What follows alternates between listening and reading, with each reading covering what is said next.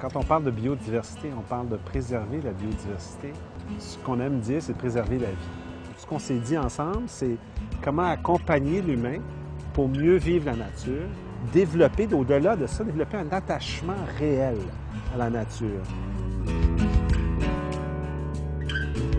Un des premiers gestes, je dirais, que l'on a posé, c'est le geste au niveau de l'économie d'énergie.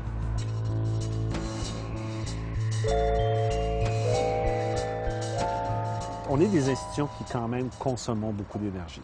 Il fallait se doter d'un plan d'économie d'énergie qui allait diminuer significativement notre impact puis notre empreinte, notamment sur les gaz à effet de serre.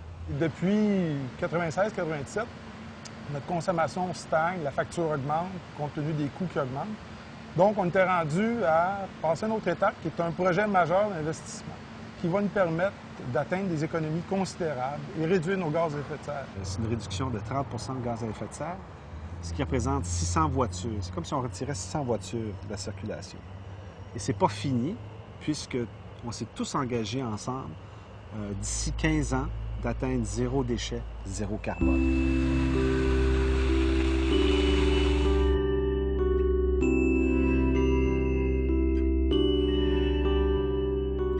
Si on regarde le biodôme avec ses 4 écosystèmes, on regarde la forêt tropicale avec un milieu chaud à longueur d'année, on regarde les 3 autres écosystèmes qui sont des milieux comme la forêt laurentienne avec 4 saisons, Saint-Laurent marin aussi avec 4 saisons, et le monde polaire qui est froid à longueur d'année. Donc, ce qui est intéressant, avant, chaque système était indépendant. Maintenant, tous ces écosystèmes-là, on les a interreliés de faire de la récupération d'énergie. Si on regarde la forêt tropicale, elle était chauffée à l'aide de vapeur, donc produite par des chaudières. Juste le fait de repomper la chaleur avec l'hydro, on met de grosses thermopompes qui vont pomper la chaleur dans ces écosystèmes-là, qui est le même principe qu'un frigidaire. On va refroidir les écosystèmes comme l'intérieur d'un frigidaire, et à l'arrière d'un frigidaire, il faisait toujours chaud. Donc on prend cette chaleur-là, puis on la réinjecte dans le tropical. Et tout ça nous permet d'économiser beaucoup de gaz naturel.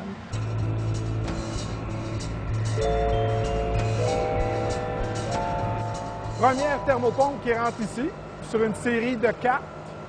Cette première-là va être installée, va être raccordée sur le monde polaire, parce que toute la chambre mécanique que vous avez ici, c'est la vieille chambre mécanique qui servait uniquement pour le monde polaire.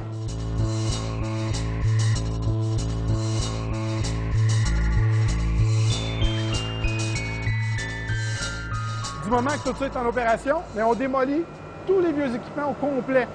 Et là, on va s'installer, on va préparer pendant l'hiver pour introduire les 3 autres grosses thermopompes qui vont servir à la géothermie, la récupération d'énergie, chauffer tous les écosystèmes ou climatiser selon les besoins. Il y a 2 volets à l'éclairage. Un premier volet qui est l'éclairage général des bâtiments, qui touche le jardin botanique, l'insectarium et le biodôme. Tout l'éclairage des bâtiments a été revu pour l'éclairage efficace. Ça réduit notre consommation énergétique juste pour l'éclairage des bâtiments de 45 %. Donc, ici, on est sur le toit des écosystèmes. C'est le centre de l'ancien vélodrome. Si vous regardez, c'est un vélodrome ici qui a été converti pour 4 écosystèmes. Ici, on regarde au-dessus de la forêt laurentienne. Il y a des anciennes fixtures qui datent des années 76, de 2000 watts, qui éclairaient l'écosystème. Ces fixtures-là vont être complètement retirées pour faire place à de l'éclairage beaucoup plus efficace.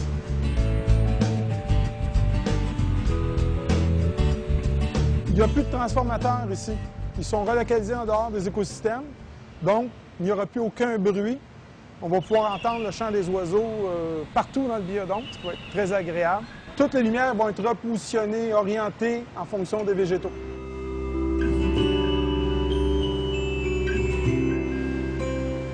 Pour nous, les gens des collections vivantes, le grand gagnant du projet d'économie d'énergie va être le Saint-Laurent marin.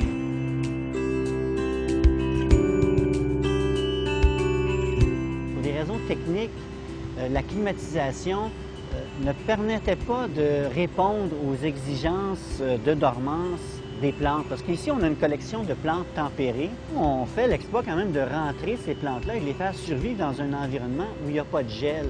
Dans la forêt laurentienne, la climatisation était faite pour répondre exactement à ces exigences-là, qui sont en fait des températures hivernales qui osciller entre 4 et 10 degrés Celsius. Et dans le Saint-Laurent marin, on a toujours eu de la difficulté à atteindre ces températures-là. Donc, on espère fortement que grâce au projet d'économie d'énergie qui permet des transferts entre les écosystèmes, on devrait atteindre ces températures-là, donc améliorer de beaucoup la survie des plantes.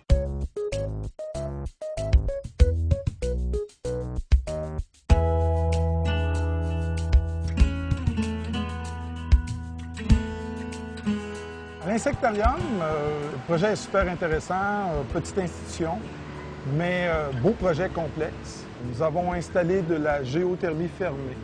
Géothermie fermée veut dire que nous avons foré 6 puits où on va échanger avec le sol, avec des tuyaux fermés qui circulent un liquide, qui va aller chercher l'énergie en profondeur jusqu'à 500 pieds de profond.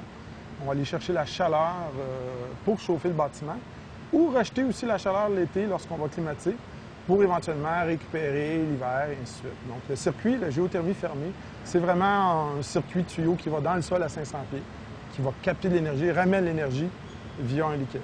Au biodôme, une facette intéressante au projet, c'est la géothermie ouverte. La géothermie ouverte dit que nous avons découvert une belle nappe phréatique à 100 pieds de profond sous le biodôme. C'est une nappe phréatique fermée, c'est un bassin d'eau fermé, qu'on va pouvoir puiser l'eau, soutirer de l'énergie pour chauffer le biodôme et la retourner à la nappe phréatique. On va la retourner, comme ça on va pouvoir accumuler d'énergie pendant la période hivernale et période estivale, on risque d'avoir une température d'eau beaucoup plus froide qui va nous permettre de climatiser. Toute cette procédure de géothermie ouverte va nous permettre de réaliser des économies de 30 additionnelles dans le projet d'économie d'énergie. Ce circuit ouvert de géothermie risque d'être un des plus importants au Canada.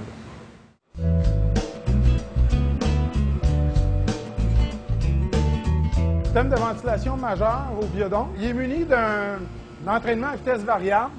Donc, il module en fonction des besoins. Le soir, quand on va tomber en période inoccupée, beaucoup de systèmes de ventilation vont abaisser leur vitesse et on va consommer beaucoup moins d'énergie.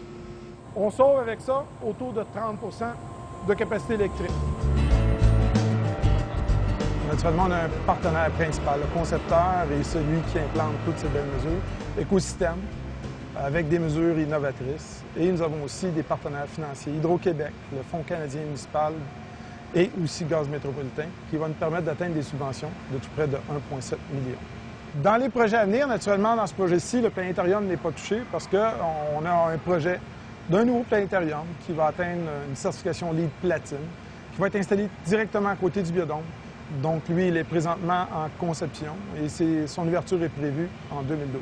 Une démarche d'économie d'énergie, c'est une démarche incontournable. Aujourd'hui, avec l'état de la planète, on se doit d'agir tous et immédiatement.